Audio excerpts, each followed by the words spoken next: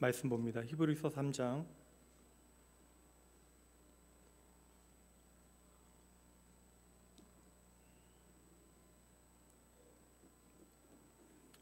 히브리서 3장 1절로 6절까지 오늘 말씀 보도록 할게요. 제가 읽는 성경 신약 354쪽과 355쪽입니다. 제가 천천히 읽겠습니다. 잘 따라오시죠. 그러므로 함께 하늘의 부르심을 받은 거룩한 형제들아, 우리가 믿는 도리의 사도이시며 대제사장이신 예수를 깊이 생각하라. 그는 자기를 세우신 이에게 신실하시기를 모세가 하나님의 온 집에서 한 것과 같이 하셨으니, 그는 모세보다 더욱 영광을 받을 만한 것이 마치 집 지은 자가 그 집보다 더욱 존귀함 같으니라. 집마다 지은 이가 있으니 만물을 지으신 이는 하나님이시라. 또한 모세는 장래에 말할 것을 증언하기 위하여 하나님의 온 집에서 종으로서 신실하였고, 그리스도는 하나님의 집을 맡은 아들로서 그와 같이 하셨으니, 우리가 소망의 확신과 자랑을 끝까지 굳게 잡고 있으면 우리는 그의 집이라.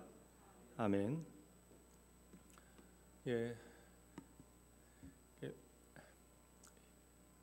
히브리서 오늘 5번째 시간이고요. 성장에는 아픔이 따릅니다. 말씀의 제목은 내 인생의 핵심은 예수이다라는 제목으로 하나님의 말씀 함께 나누도록 하겠습니다. 히브리서의 전체 주제는 예수를 믿는 우리의 삶에도 이제 고난은 있다. 그러나 그 고난은 고난으로 끝나는 것이 아니라 이제 하나님이 우리를 빚어가시는, 하나님이 만드시는 성장의 과정 가운데 있는 아픔이고, 그 아픔을 통하여 우리는 자라나게 되어진다. 그래서 우리가 예수를 믿고 제대로 자라나기 위해서는 믿음에 있어서도 성장통이 있습니다라는 주제를 계속해서 살피고 있습니다. 지난주 말씀 사경이 있었고 2주 만에 다시 히브리서로 돌아왔는데, 편지니까 앞뒤의 문맥을 살피면서 우리가 말씀을 살펴야 합니다. 앞부분 2장 11절부터 18절까지를 등에 업고서 이제 오늘 본문의 말씀을 나누어야 돼요. 그리고 오늘 말씀의 핵심적인 내용은 지난주 주일 낯설교하고도 이제 연결이 되어집니다. 예수님 포도나무 비유요. 오늘 아무래도 좀 지난주 말씀 잘 들으신 분들은 오늘 말씀 공부에 좀 도움이 되지 않을까라는 생각이 들어요. 오늘 본문 여러분 3장 보시면 그러므로라고 하는 접속사로 시작이 되어지니까 이건 연결 접속사잖아요. 그러니까 앞에 있는 내용하고 연결이 되는 것이니까 여러분 많이 잊어버리셨을 것 같긴 한데 2장 18절 말씀과 3장 1절만 연결해서 함께 읽어보도록 합니다. 오늘의 핵심 구절입니다. 함께 읽습니다. 시작. 그가 시험을 받아 고난을 당하였으니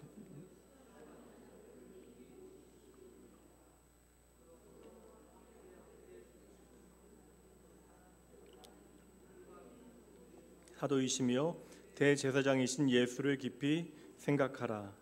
이게 좀 제가 다시 한번 읽을게요. 그가 시험을 받아 고난을 당하셨은즉 시험 받는 자들을 능히 도우실 수 있느니라. 그러므로 함께 하늘의 부르심을 받은 거룩한 형제들아, 우리가 믿는 도리의 사도이시며 대제사장이신 예수를 깊이 생각하라. 예수님을 설명할 때에 예수님은 우리의 믿는 도리의 사도 그리고 대제사장, 이미 앞선 부분에서 예수님이 우리의 대제사장 되시는 이유를 설명했고요. 이제 앞으로도 이 내용은 중요하게 다루게 되어질 것입니다. 그리고 사도라는 것은 하나님께로부터 보냄을 받으신 분이 바로 예수님이시다. 그러니까 예수님께서 우리의 인생에 어떠한 의미를 가지는가에 대한 아주 함축적인 표현이 되어지는 거예요. 그리고 그분은 우리의 믿는 도리가 되어지신다. 그러므로 기독교 신앙의 핵심이 되어지는 가장 중요한 주인공은 변함없이 언제나 모든 시대에 예수 그리스도가 되시죠. 그렇다면 하나님이신 예수님께서 나와 같은 육신을 입고 이 땅에 오신 이유가 무엇일까? 오직 한 가지 이유 때문인데, 그것은 무엇입니까? 저와 여러분을 구원하시기 위하여. 그래서 예수님께서 육신으로 당신의 생애를 사시고 십자가에 죽으시고 부활하시어 예수의 그 이름은 저와 여러분의 삶의 그리스도, 우리의 구원자가 되신 것입니다. 근데 우리가 흔히들 이제 편하게 생각하면 이제 감정적으로 십자가를 바라볼 것이 아니라 좀 냉정하게 우리가 살피면 하나님은 말 그대로 신이신데 신이 그냥 너의 죄를 사하노라라고 하지 아니하고 우리의 모든 가치와 경험과 생각을 뛰어넘어서 너무나 복잡한 구원의 방법을 택하신 이유가 무엇일까? 우리가 이것을 말씀을 통해서 제대로 이해해야 우리가 예수를 믿은 다음에 우리의 인생에 거시는 하나님의 기대가 무엇인지, 그리고 왜 우리는 오늘도 이 땅에서 우리의 인생이라고 하는 삶의 시간을 살아가야만 하는지, 그리고 또 우리는 어떻게 살아가야 하는지를 깨닫게 되는 것이죠. 그래서 이 땅에서의 예수를 믿은 다음에 우리의 신앙생활이라고 하는 것은 우리의 삶이 어떻게 하나님과 연결되어지는가를 열심히 배우는 과정입니다. 히브리서는 당장 오늘의 우리의 삶의 문제에 대한 답을 던져주고 있어요. 그래서 오늘 우리의 문제가 히브리서의 가장 중요한 주제가 되어집니다. 이 자리에 계신 분들은 예수 믿은 다음에 우리 인생에 대해서 충분히 이제는 어떠한 통찰을 가지고 바라보실 수 있는 분들이 많이 계시겠지만, 막상 예수를 믿은 다음에 우리의 신앙생활이 우리의 기대와 다른 것처럼 여겨지는 순간들이 얼마나 많았어요. 바로 이 문제에 대해서, 그러니까 우리가 예수를 믿은 다음에 우리의 삶이 우리의 생각과 우리의 기대와 너무나 다른 것, 이것이 바로 히브리서의 중요한 주제이기도 합니다. 그래서 예수님이 누구이신가에 대하여, 믿는 자에게 고난이 어떠한 의미인가에 대해서 히브리서는 자세히 풀어서 우리에게 설명해 주고 있는 것이죠. 그래서 이번에 히브리서를 여러분과 나눌 때에 저는 믿음의 성장통이라고 하는 주제를 가지고 여러분과 함께 말씀을 나누는 것도 바로 그러한 이유입니다. 예수님은 하나님 맞으시죠? 예수님은 올마이티, 전능하신 하나님이십니다. 모든 귀신을 내어 쫓으시고 죽은 자를 살리시고 무리를 거르시고 더불어 바다를 꾸짖어, 그러니까 창조주만 할 수 있는 일이잖아요. 바다를 꾸짖어 그 바다를 잠잠케 하시고 어린아이의 도시락 하나로 셀 수 없는 군중을 먹이신 분, 심지어 죽은 자 가운데 죽음을 이기고 부활하신 분이 바로 저와 여러분의 구원자 되신 능력의 주 예수 그리스도이십니다. 근데 이제 여기까지는 좋은데, 그런데 왜 말씀을 통해서 우리가 확인하는 것은 그분이 우리를 너무나 사랑하신다는데, 그렇게 사랑하는 저와 여러분을, 당신의 백성 되어진 우리를 왜 고난과 박해 가운데 내버려 두시는가? 바로 그 문제에 대한 답이 히브리서에 담겨져 있는 것이죠.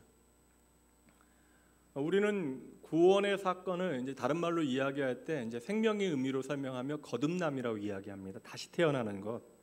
이 구원에 대한 우리의 피상적인 이해가 어때요? 구원이라고 하는 것은 더 이상 눈물이 없는 것, 고난이 없는 것, 죽음이 없는 것, 그리고 천국과 같은 삶과 기쁨과 자랑과 감사가 풍성한 가득한 자리가 바로 구원의 자리이다.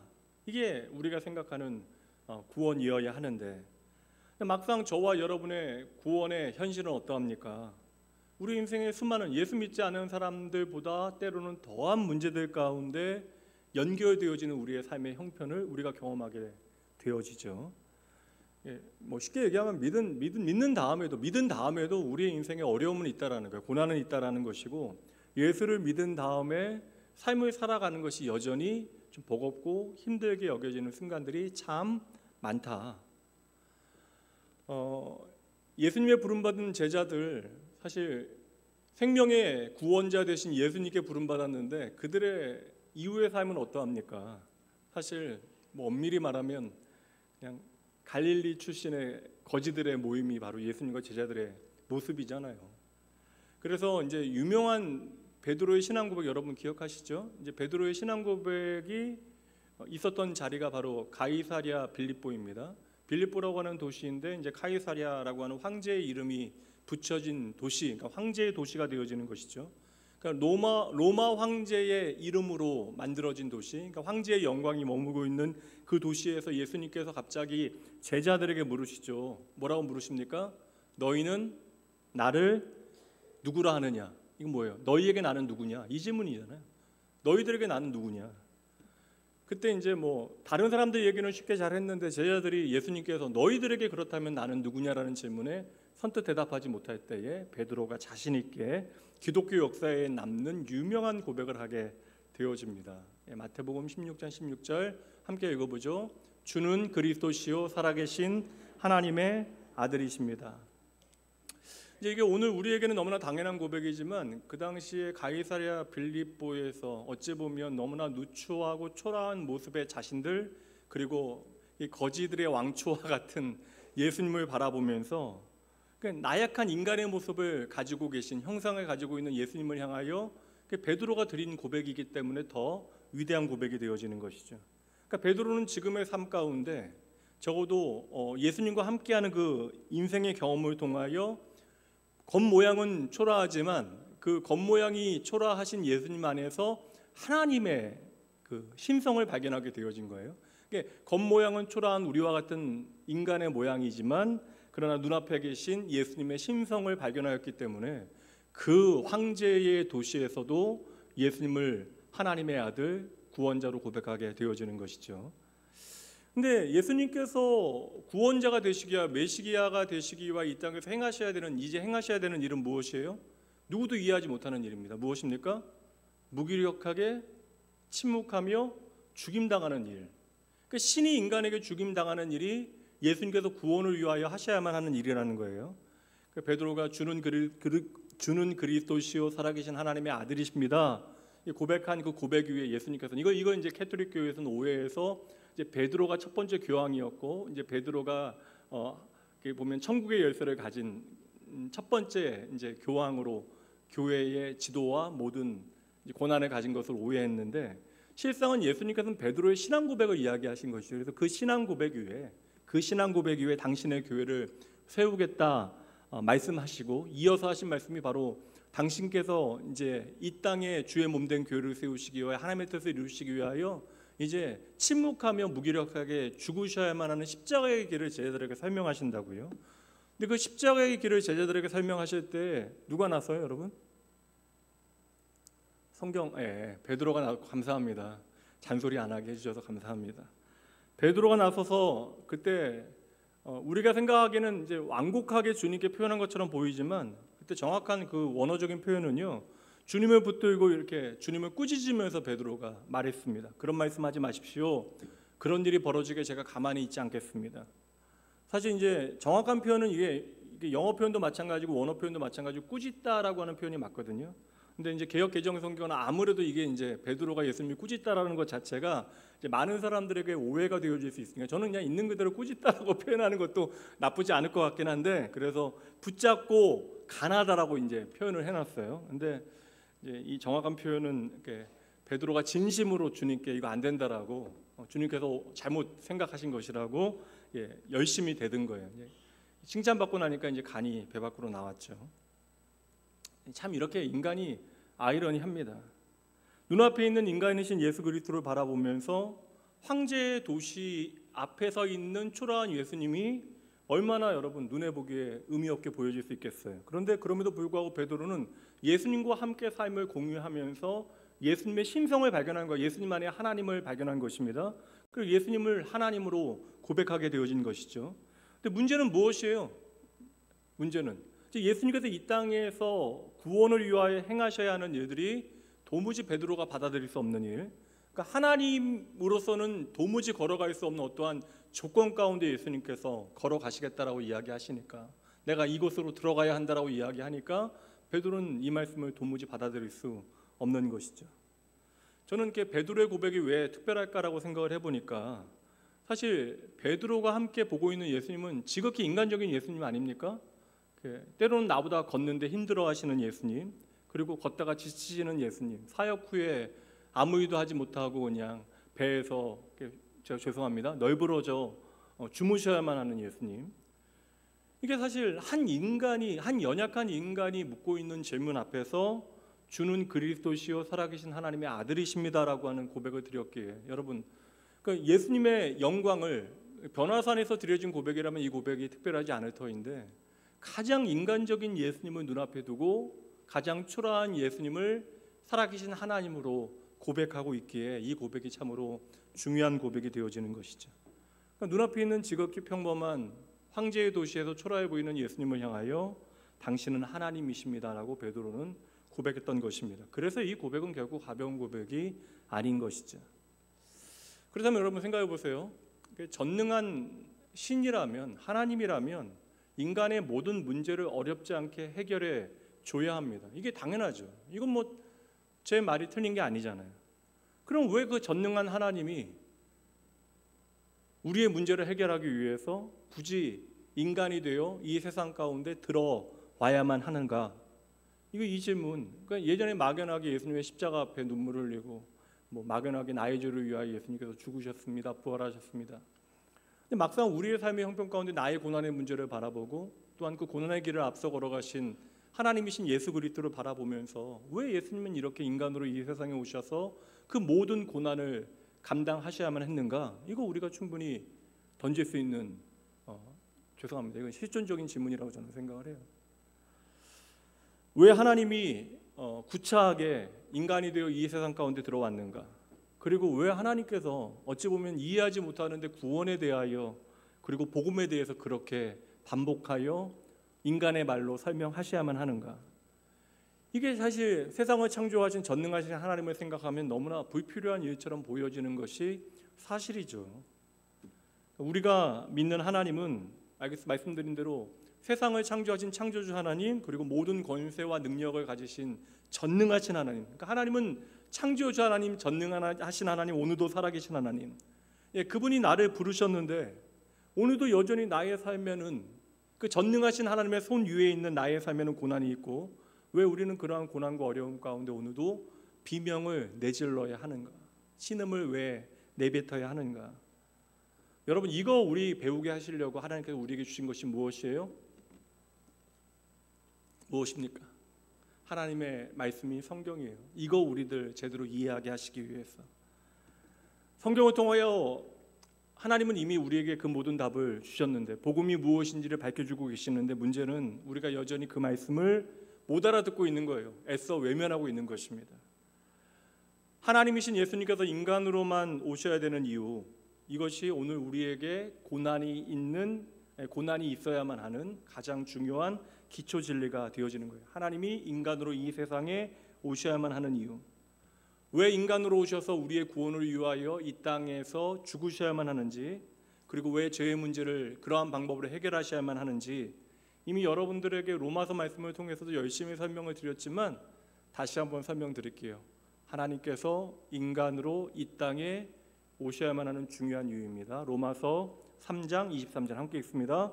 모든 사람이 죄를 범하였음에 하나님의 영광에 이르지 못하더니. 기독교의 진리는 절대적인 자기 부정과 절망 가운데 시작되어지는 거예요. 그러니까 다시 말하면 내가 죄인이라는 사실을 깨닫지 못하면 여러분 이 자리는 나에게 의미 있는 자리가 아닙니다.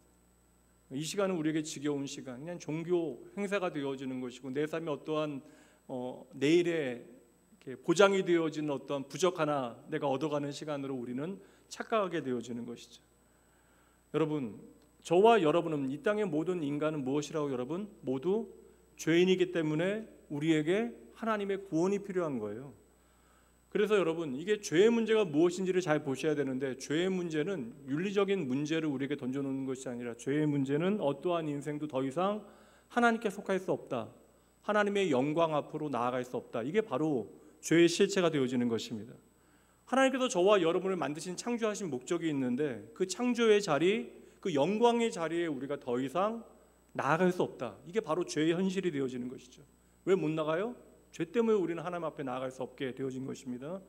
방금 전에 읽었던 로마서 3장 23절 말씀은 정확하게 우리에게 죄의 본질이 무엇인가를 설명해 주고 있어요. 죄라고 하는 것은 어떤 도덕성의 결과로 기준이 되어지는 어떠한 내용들이 아니라 바로 죄의 문제는 바로 하나님의 영광이 그 기준이 되어지는 것입니다. 죄의 문제는 무엇이 기준이 되어진다고요?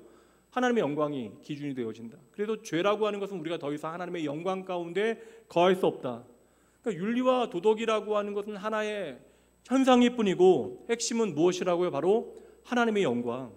그래서 기독교 윤리는요, 기독교가 말하는 기독교의 윤리는 단지 이 땅의 어떠한 도덕을 지키기 위해서 존재하는 것이 아니라 그것을 넘어서는 개념이 되어지는 것이고, 그래서 우리가 아무리 윤리적이고 도덕적인 삶을 살아간다 한들, 물론 우리의 성품 가운데 하나님의 영광이 임하게 되어지고 그 삶의 결과가 아무리 도덕적이고 윤리적인 삶으로 나타난다 한들, 여러분 우리가 지킨 그 윤리와 도덕으로 구원에 하나님의 영광에 도달할 수 없다라는 것이 성경이 우리에게 보여주는 인간의 모습입니다.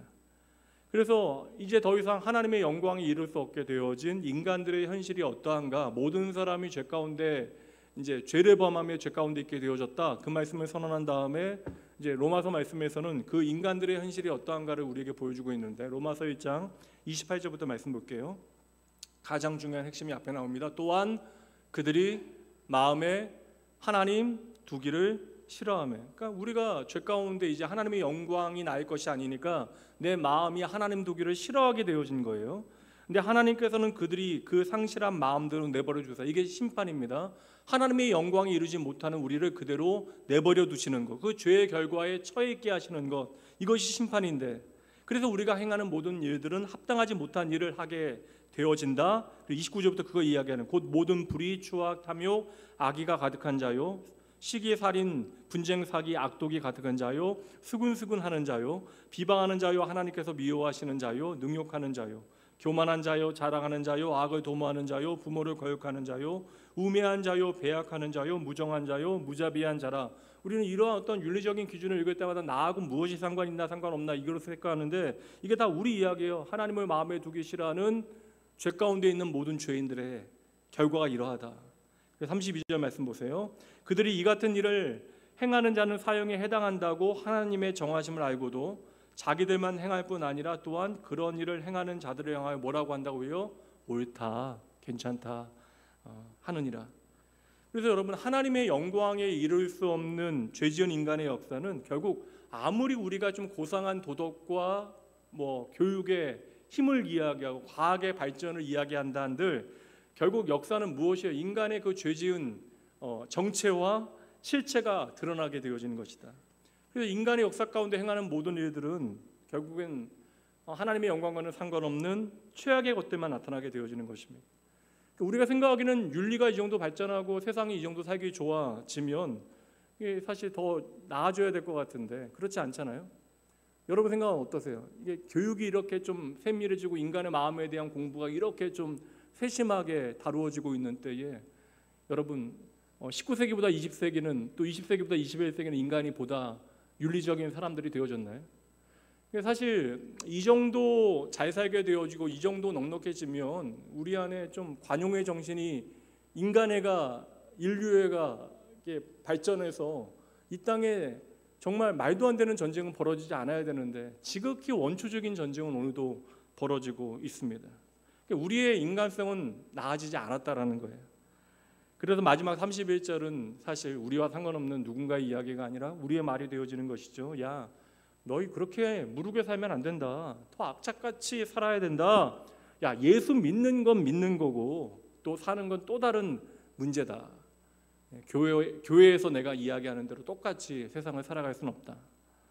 그렇게 우리의 삶은 하나님의 영광과 전혀 상관없는 쪽에 있는데, 그러면서도 스스로 뭐라고 이야기한다고요? 옳다라고 항변합니다. 괜찮다라고 얘기하는 거예요. 그 윤리의 기준이 내가 되어지는 것입니다. 내가 괜찮다라고 생각하면 괜찮은 것이 되어지는 거예요. 그러다 보니까 우리가 그렇게 사랑하는 나의 자녀에게도 하나님을 경외하는 것보다, 그러니까 예배보다 신앙교육보다 학원이 먼저이고 성적이 우선인 현실을 살아가도록 나도 모르게 내밀고 있는 것이죠. 이게 얼마나 무서운 일입니까? 그러니까 예수 그리스도를 정말 나의 운명으로 우리가 삼지 못하니까 교회 울타리 안에 있으면서도 내 자녀에게 예수를 그리스도로 제대로 소개하지 못하고 있는 것입니다. 내 평생에 예수님에 대해서 그렇게 절실하지 못하면서도 내 인생에 세상을 향해서는 그렇게 절박하게 살아가게 되는 것이죠. 그래서 내가 믿음이 있다라고 이야기하고 내가 신앙을 가지고 있다라고, 신앙인이라고 하는 이름으로 살아감에도 불구하고 예수로 말미암는 구원에 대한 확신과 그러한 평안을 나의 것으로 우리가 누리지 못하고, 하나님의 영광에 도무지 이르지 못하는 인류의 현실이 당연한 것처럼 우리도 옹호하면서 그게 옳다라고 변명하며 오늘도 우리의 삶을 살아가게 되는 것이죠. 이건 거창한 얘기고, 속마음은 이런 거예요. 야, 예수가 밥 먹여주냐, 이게 우리의 속마음일 수 있다. 로마 3장 그 현실을 정확하게 그려내고 있는데, 로마 3장 좀 제가 길지만 볼게요. 9절부터 말씀 봅니다. 그러면 어떠하냐? 우리는 나으냐? 결코 아니라 유대인이나 헬라인이나 다 죄 아래에 있다고 우리가 이미 선언하였느니라. 이걸 깨달아야 되는데 이게 잘 안 되죠. 교회 다니는 우리들은 내가 그렇게 죄인이라는 생각을 하지 못합니다.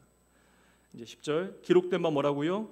의인은 없나니 하나도 없대요. 깨닫는 자도 없고 하나님을 찾는 자도 없고 다 치우쳐 함께 무익하게 되어지고 선을 행하는 자는 없나니 하나도 없다. 그들의 목구멍은 열린 무덤, 그 혀로는 속임을 일삼으며 그 혀에는 독사의 독이 있고 그 입에는 저주와 악독이 가득하고 그 발은 피 흘리는데 빠른지라. 파멸과 고생이 그 길에 있어 평강의 길을 알지 못하였고 그들의 눈에는 뭐라고요? 하나님을 두려워함이 없느니라 함과 같으니라. 이게 여러분 하나님을 떠나 죄 가운데 처한 인간의 인생의 현실. 그래서 모든 사람은 죄 때문에 영원히 멸망하게 되어진 것이에요. 근데 여러분 세상에서 이제 기독교인들을 향하여 뭐라고 이야기합니까? 우리가 말하는 구원의 진리를 독선적인 어떠한 교리로 이야기하죠. 그러니까 너희의 진리만이 어떻게 보편적인 진리가 되어질 수 있느냐라고 이야기합니다.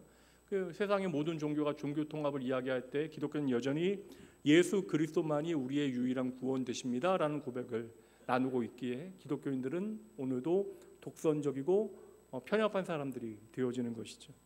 근데 여러분 이게 생명의 문제인데 어떡할까요? 냅두세요 그냥 여러분. 이거 어쩔 수가 없는 거예요. 기독교의 여러분 어떤 관대함과 포용성은 그 성탄절에 스님들과 보살님들이 교회에서 함께 성탄절 예배를 드리는 것으로 확보되는 것도 아니고 우리가 석가탄신일에 불광사로 화환을 보내는 것으로 우리가 증명할 수 있는 것도 결코 아닙니다. 이게 얼마나 그냥 사실 장난 같은 이야기예요. 사실 여러분 모든 인간이 악하다라는 것은 기독교의 진리만이 아닙니다. 그러니까 20세기에 가장 영향을 많이 미친 그 철학 사조가 바로 실존주의인데 그래서 21세기를 끌어가는 힘은 사실 실존주의라고까지 니체는 이야기했거든요. 앞으로를 이끌어 나가는 힘은 실존주의에 있다. 근데 그 인간이 악하다라고 하는 결론은 성경의 결론일 뿐만 아니라 여러분 20세기 인문학과 실존주의 철학의 결론이기도 해요. 그러나 그렇기 때문에 우리가 더욱더 좀 발버둥 쳐야 된다. 초인과 같은 어떠한 특별한 사람들이 등장해야 된다. 이게 실존주의 철학이거든요. 근데 제가 이제 실존주의 철학을 보면 저도 한때는 탐닉하였으나 너무 허무해요.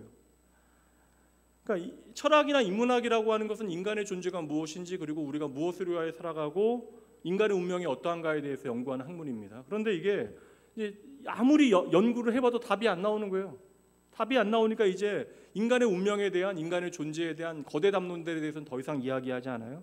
그러니까 상황윤리에 대해서 몰두하게 되어지고 구체적인 사안에 대해서만 생각합니다. 그러니까 인간이 인간을 대표할 만한 어떠한 명예와 가치를 스스로 만들어낼 수 없다라는 것을 이미 인류 역사가 확인하게 만든 것이죠. 그래서 저는 이제 그 생각도 하는 거예요. 사실 유물론을 기초로 하는 공산주의는 그 기초와 프레임 자체가 기독교에 반대했기 때문에 우리가 절대 긍정할 수 없는 것이죠. 그렇다고 해서 여러분 그 민주주의가 기독교의 절대적인 가치가 되어질 수 있는가?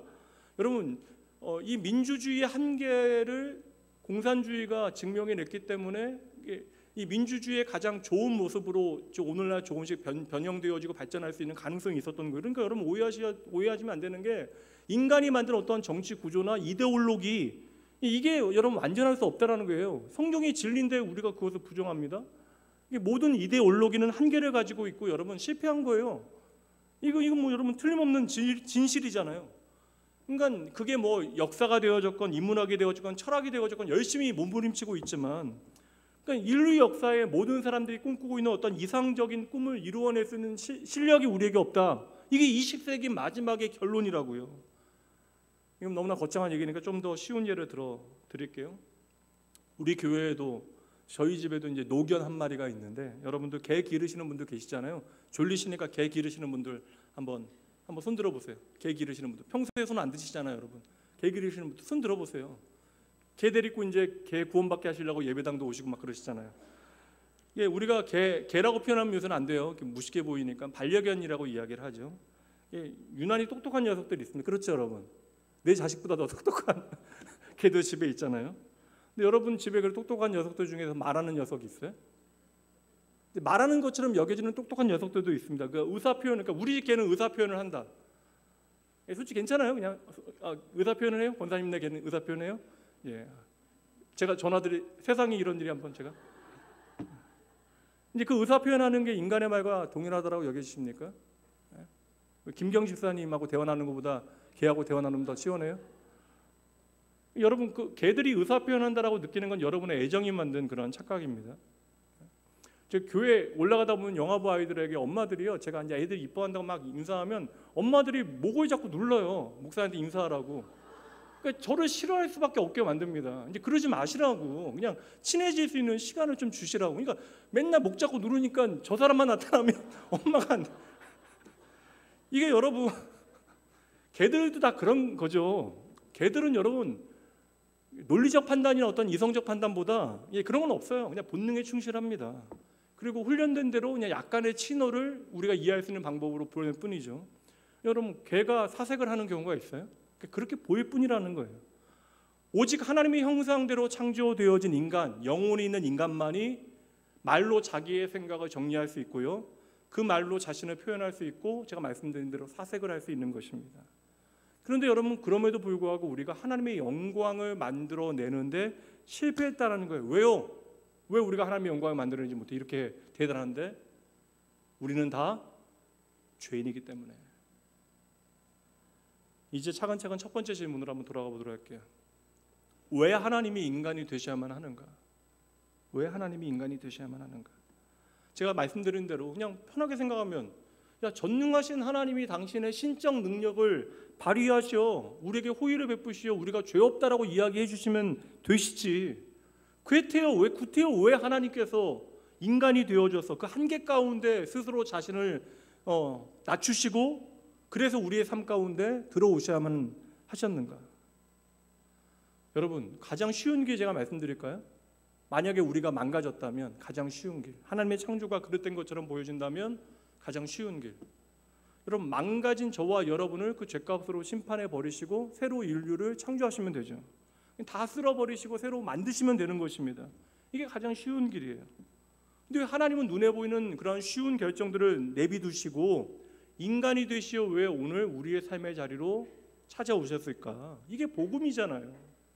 우리가 이것을 얼마나 선명하게 만나느냐, 이것이 우리의 삶에 실제하는 변화를 만들어내는 힘이 되어지는 것입니다.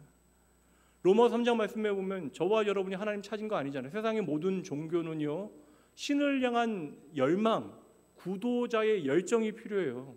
근데 기독교는 그렇지 않아요. 기독교는 그렇지 않아요. 그래서 제가 신학교에 들어가 가장 먼저 배웠던, 신론을 공부할 때 첫 번째 진리가 뭐냐면, 하나님이 당신을 우리에게 보여주시는 것만큼만 우리는 하나님을 알 수 있습니다. 그러니 신학하는 데 있어서 가장 중요한 인간의 태도가 있으면 그것은 겸손입니다 라는 것을 제가 첫 시간에 배웠어요. 그러니까 기독교만큼은 하나님이 당신을 보여주시는 것만큼만 우리가 그분을 이해할 수 있다. 그래서 로마 3장 말씀에서는 우리가 하나님을 간절히 원하지도 않고 찾지도 않았는데 의인은 없나니 하나도 없고 하나님을 찾는 자 없고 그 어떤 선한 것이 인간에게 없고 하는 일이 다 잘못이라는 사실을 양심이 알려줌에도 불구하고 그렇게 계속해서 지 맘대로 살아가는 그때에 하나님이 육신이 되어 이 땅에 오셨다. 이게 로마서 3장의 내용이에요. 그래서 제가 이것이 이해된 다음에 삼위일체 교리나 성육신의 교리가 더 이상 교리로 보여지지 않아요. 성육신은 여러분 교리로 우리 가운데 이해되어져야 할 논리적인 구조가 아닙니다. 성육신은 하나님께서 오늘 저와 여러분을 구원하시는 유일한 방법이 되어지는 거예요. 하나님이 인간이 되시어 죄가 만든 수치와 실패와 절망과 두려움 가운데 그냥 우리가 할 수 있는 일은 아무것도, 아무리 노력해도 우리가 하는 일은 결국 사망을 향하여 달려가는 것이고 사망이라고 하는 운명에 처해 있는 것이 저와 여러분인데, 그러한 우리의 죄와 현실 가운데 하나님이 인간이 되시어 들어오셔서 인간이신 하나님께서 우리 가운데 구원을 이루어내신 사건이 바로 성육신. 얼마나 놀라운 일이에요. 그래서 저는 이 성육신은 창세기의 창조주 하나님의 그 임무를 끝까지 완수하시는 장면이다. 창조를 완전히 이루어내시는, 그러니까 창조주의 책임을 완전히 진지하게 수행하시어 우리 가운데 완벽한 AS를 행하시는 그 모습이다라고 저는 이해하는 것이죠. 그래서 하나님의 AS는 창조주 하나님으로서의 저와 여러분의 삶에 대한 하나님의 AS는 그냥 뭐 5년, 10년, 평생 AS가 아니라 바로 영원한 AS, 영원한 워런티가 되어지시는 것이죠.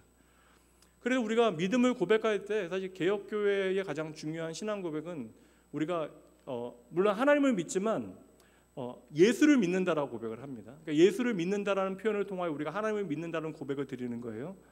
그러니까 예수를 믿는다라는 말과 하나님을 믿는다라는 말은 동일한 말처럼 보여지지만 예수를 믿는다라는 것은 하나님께서 나와 같은 인간이 되시어 우리의 운명을 바꾸어 놓으신 그 예수 그리스도의 구원의 역사를 내가 믿습니다라는 고백이 되어지는 것이죠.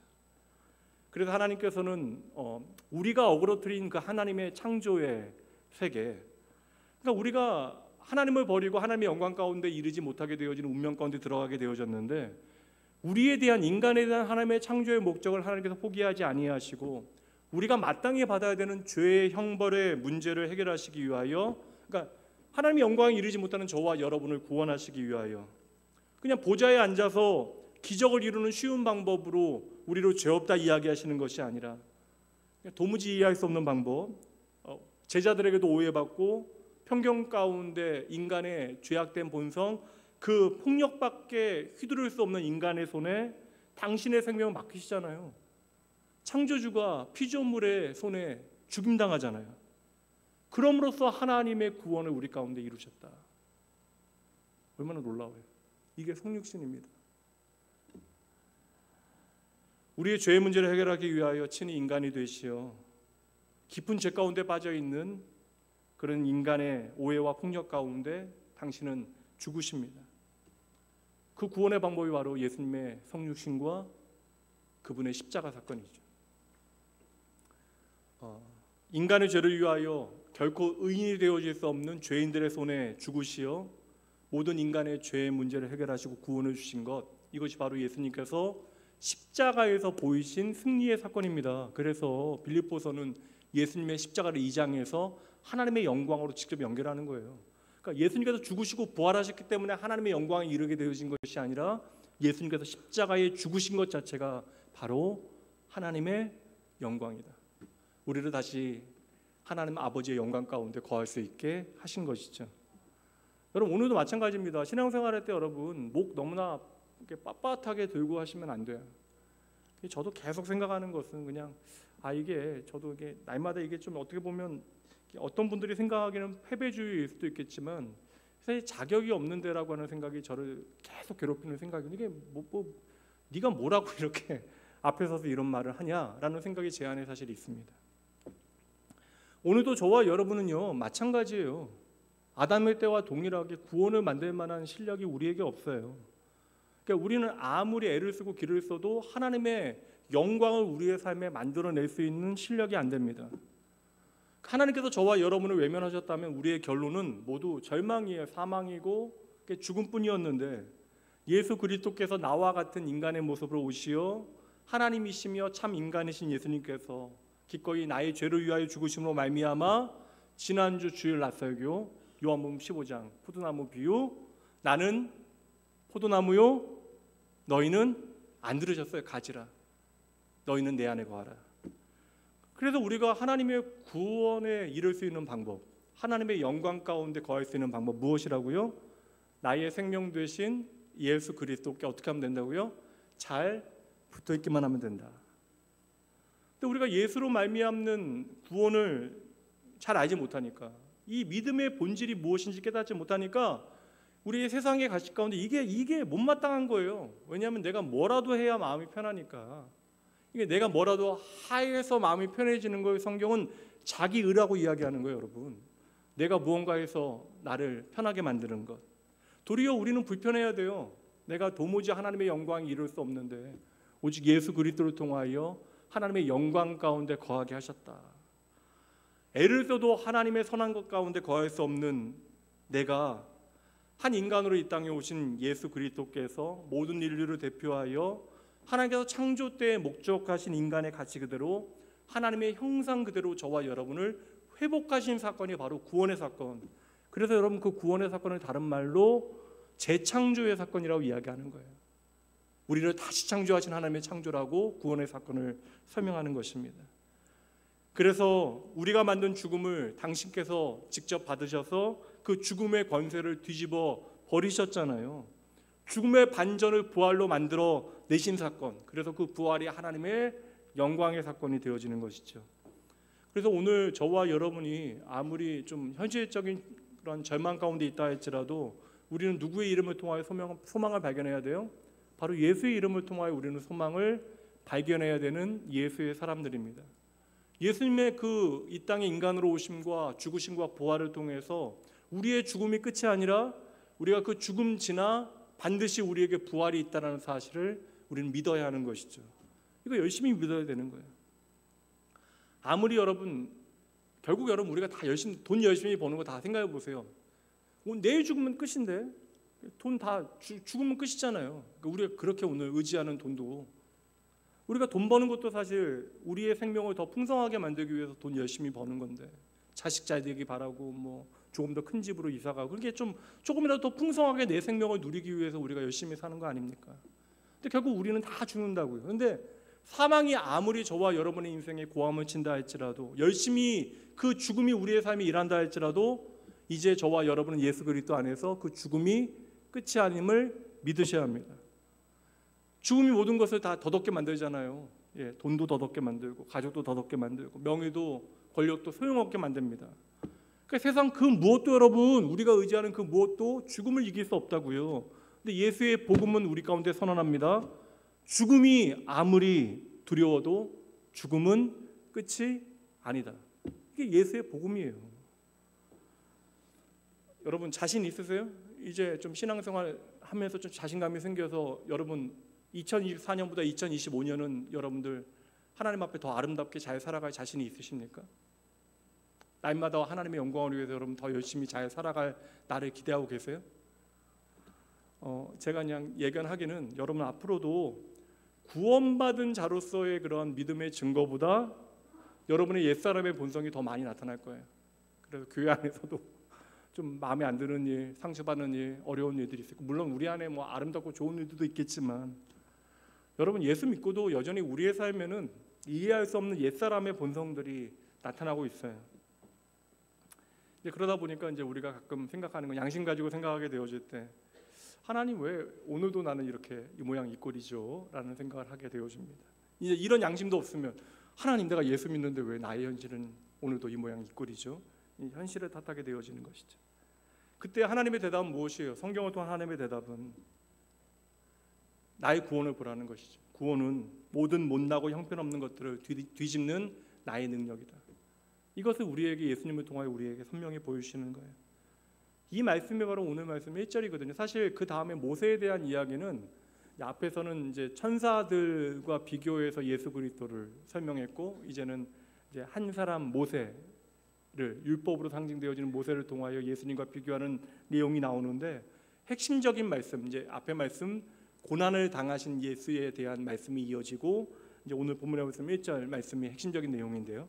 이제 이 모든 내용은 1절 말씀을 통해서 이제 설명되어지는 거. 여러분 읽어 주시죠. 시작.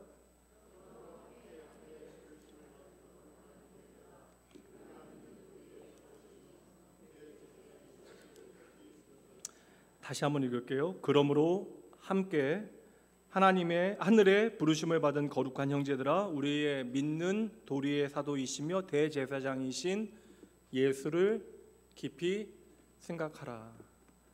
따라해 보시죠. 예수를 깊이 생각하라. 그러니까 예수를 배우고 예수를 따르고 예수를 깊이 생각하는 것이 신앙의 본질이라는 거예요. 구원이라고 하는 것은 내가 원하는 대로 다 잘 되어지는 것이 아니라, 여러분 우리가 만들어내고 저지른 모든 실수와 못난 것까지도, 실패까지도 예수님의 십자가를 통하여 반전되어질 수 있다는 사실을 깨닫고, 내가 오늘 이렇게 못나고 부족해도 하나님의 약속의 말씀 붙들고 그 약속에 참여하는 기회를 얻게 되어지는 것이 바로 구원의 은혜임을 믿으셔야 돼요. 그래서 부족해도 오늘도 하나님은 예수 그리스도 안에서 저와 여러분을 당신 곁으로 부르십니다. 이것이 말씀 사경의 주제대로 이야기한다면 바로 예수를 본받는 삶이 되어질 것이고, 2000년 전 히브리서를 처음 읽게 되어진 초대교회 성도들은 예수를 믿고 난 다음에 예상치 못한 고난과 어려움 가운데 당황하고 있을 때에 이 말씀을 기억해내는 거예요. 오늘도 예수를 깊이 생각하라. 그러니까 여러분의 삶에 오늘 아무 일도 일어나지 않는다라고 착각하시면 안 돼요. 여러분의 현실을 외면하셔도 안 됩니다. 우리는 넘어지고 계속 넘어지는 일들이 반복되어질 것입니다. 그런데 그 넘어지는 모든 현실 가운데 또다시 일어나서 믿음의 자리를 지키고 성육신과 십자가에 달리신 예수 그리스도를 깊이 생각하고 다시 한 걸음 한 걸음 주님께서 보여주시는 말씀의 길을 따라 주님과 함께 걸어가는 것, 그렇게 동행하는 것, 이것이 예수를 믿는 우리의 인생이 되어져야 되고 이것이 기독교의 신앙이 되어져야 하는 것이죠. 그 오전 말씀도 같은 내용이긴 해요. 여러분 좀 더 잘 사셔야 합니다라고 제가 결론에 말씀드렸는데 여러분 오늘에 만족하시면 안 됩니다. 저나 여러분이 아직도 너무나 많이 멀었어요. 우리는 이 세상에 우리가 마지막을 고하게 되어지는 그 순간까지 뭐 해야 돼요? 날마다 예수를 깊이 생각하고 주님과 함께 이 믿음의 길을 한 걸음 한 걸음 걸어가야 하는 것입니다. 예수를 깊이 생각한다, 이거 추상적인 표현일 수 있는데 예수를 깊이 생각한다는 것은 무엇이에요, 여러분? 내 삶에 예수님이 어떠한 분인가를 계속해서 기억해내는 것입니다. 말씀을 통해서 그것을 배워내는 것이죠. 그래서 인생의 마지막 순간까지 나의 정체성을 누구를 통해서요? 예수님을 통하여 우리는 확인하는 믿음의 삶을 잘 살아내야 하는 것이죠. 우리의 한계는 얼마나 현명합니까, 여러분? 저도 그렇고 여러분도 그렇고 탕자가 회개하고 아버지께로 돌아오잖아요. 근데 탕자가 아버지를 향하여 회개하면서 뭐라고 이야기해요? 아버지, 나는 아버지 아들이라 칭함을 받을 수 없습니다. 아버지 아들이라는 이름을 감당할 수 없습니다. 그러니 뭐라고 이야기합니까? 아버지의 불의는 품꾼 중에 하나로, 일꾼 중에 하나로 취급해 주세요. 이게 아들의 회개예요. 그러나 아버지는 아들에게 이야기하시죠. 아버지 하나님 오늘도 저와 여러분에게 똑같이 언제나 말씀하십니다. 무슨 소리냐? 너는 영원한 나의 아들이다. 이게 하나님께서 오늘 우리의 삶 가운데 행하시는 일입니다. 그래서 이 누가복음 15장 이 집 나간 아들의 돌아오는 이야기, 로마서 한 구절로 제가 정리할 수 있을 것 같은데, 로마서 이제 결정적인 전환점 8장 1절과 2절 함께 읽어봅니다. 그러므로 이제 그리스도 예수 안에 있는 자에게는 결코 정죄함이 없나니 이는 그리스도 예수 안에 있는 생명의 성령의 법이 죄와 사망의 법에서 너를 해방하였다. 이 예수님을 여러분 깊이 생각하셔야 합니다. 이 예수 안에 여러분 살아가셔야 돼요. 이거 아멘 하셨으면 이 정도면 잘 정리된 것 같아요. 마지막으로 따라해 보시죠. 날마다 예수를 깊이 생각하겠습니다. 말씀 마칩니다. 기도합니다. 하나님 아버지, 은혜에 감사합니다. 주여, 예수를 나의 구주 삼고 오늘 예수를 믿는 것이 너무나 감사한 일이고 기쁜 일이고 우리의 삶의 영광이 되어집니다. 그런데 저희들 예수 믿는 기쁨과 영광을 제대로 알지 못합니다. 그래서 세상이 전부인 양 정신없이 시간 낭비하며 하나님의 부르심 외면하며 내 맘대로 저희 인생 살아갑니다. 참 답없는 저희를 긍휼히 여겨 주시옵소서. 주 예수 그리스도께서 안 계시다면 부족하고 실패하는 인생은 자랑할 것 아무것도 없을 것입니다. 그러나 예수님의 죽으심과 부활을 통하여 하나님께서는 친히 하나님의 결론이 무엇인지 저희에게 알려주십니다. 우리가 바로 하나님의 사랑받는 자녀인 것을 말씀하여 주시고, 우리가 하나님의 영광에 이를 때까지 하나님은 결코 만족하지 아니하시겠다 말씀하십니다. 그러니 오늘 당장 내 눈에 보이는 고난이 바로 하나님께서 당신의 영광을 만드시는 자리임을 저희들 똑똑히 기억하고 저희들 더욱더 예수 그리스도를 깊이 생각하는 주의 자녀들 되게 하여 주시옵소서. 예수님을 통하여 믿음을 열심히 배우게 하시고 저희들이 배운 그 믿음을 가지고 다시 힘내서 저희에게 허락하신 오늘의 시간을 살아가길 원합니다. 때때로 잠시의 실패와 실수 가운데 지치게 되어진다 할지라도 저희들 지나치게 낙심하지 아니하게 하시고 예수로 말미암아 나를 오늘도 멋지게 만들어 가실 하나님 신뢰하고 하루하루 순간순간 주의 말씀을 통하여 우리에게 보이시는 믿음의 길을 한 걸음 한 걸음 잘 걸어갈 수 있도록 주여 은혜를 더하여 주시옵소서. 이 시간 하나님 앞에 감사의 예물, 소원의 예물, 또한 주님 앞에 11조 하나님 앞에 드린 손길들이 있습니다. 내 삶을 온전히 하나님의 손에 맡겨드리며 하나님 앞에 간구하는 주의 백성들의 그 모든 기도의 소원에 주여 응답하여 주시고 하나님께서 그들의 삶의 선한 목자 되시어 언제나 주님으로 말미암아 부족함 없는 믿음의 삶을 넉넉히 살아낼 수 있도록 주여 동행하여 주시옵소서. 오늘도 내게 주신 구원의 은혜 붙들고 내가 무엇이길래 이리도 나를 귀히 여기시고 사랑하시는가, 우리로 하여금 십자가를 통하여 깨닫게 하실 나의 구원 되신 예수님 이름으로 축복하며 간절히 기도합니다. 이제는 우리 주 예수 그리스도의 은혜와 하나님의 사랑하심, 성령 하나님의 함께하심이 당장 힘들고 버거운 현실 가운데 때로는 지치고 때로는 당황하게 되어진다 할지라도 내 인생의 핵심 되신 주 예수 그리스도께서 이 땅에서 행하시고 이루신 그 놀라운 구원의 은혜 저희들 단단히 배우고 붙들고 날마다 예수를 깊이 생각하며 나의 모든 인생을 믿음의 기회로 하나님 앞에 살아가기로 이 한 시간 소원하고 작정하는 모든 거룩한 하나님의 백성들 위해 이들의 삶의 모든 자리, 모든 시간 가운데 지금으로부터 영원까지 함께 있을지어다. 아멘. 구역장 모임 잠시 후에 갖도록 할게요.